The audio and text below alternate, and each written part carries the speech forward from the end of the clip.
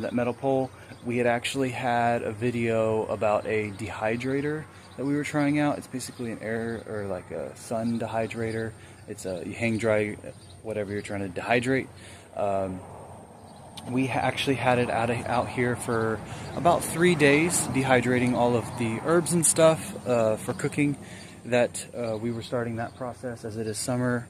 However, it's been raining a lot on and off, very humid for about the last week, so we had to take it inside.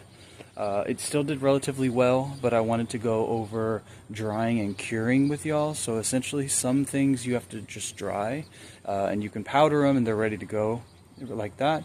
In fact, those things you can relatively easily use a dehydrator on, but there's some types of herbs and stuff that have to go through a curing process, and if they don't have to go through a curing process, if you do put them through the curing process, you'll get a much better end product to where it's much more flavorful, and you can retain a lot of the oils that have the compounds in it that you're actually wanting in terms of like flavor, and not just flavor but health as a whole. So I'm going to be going through all that with y'all now.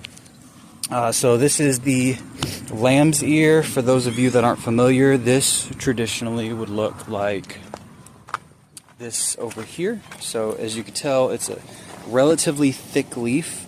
It's not exactly easy to break. So that's going to be this right here. We want them as whole herb pieces because they do make decent band-aids and stuff. So medicinally speaking, we're going to probably keep it in this format.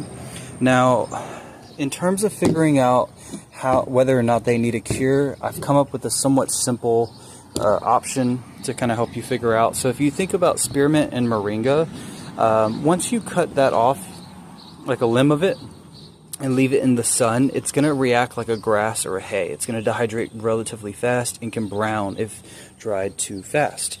So you can essentially run these guys through a dehydrator or just air dry them for a week, and you hit them with the blender, and then they're going to be ready to go.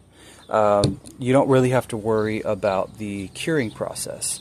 Now, if you take garden sage or lamb's ear, even rosemary and lavender, the leaves are super thick, and they're not really full of water like these other kind of grassy ones, like the spearmint and the moringa here.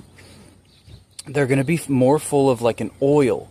So these would benefit, again, you don't have to, but they would benefit from going through a curing process. And what that looks like is, so for the garden sage, for example, and the lamb's ear, they both went through the same drying process, and then once the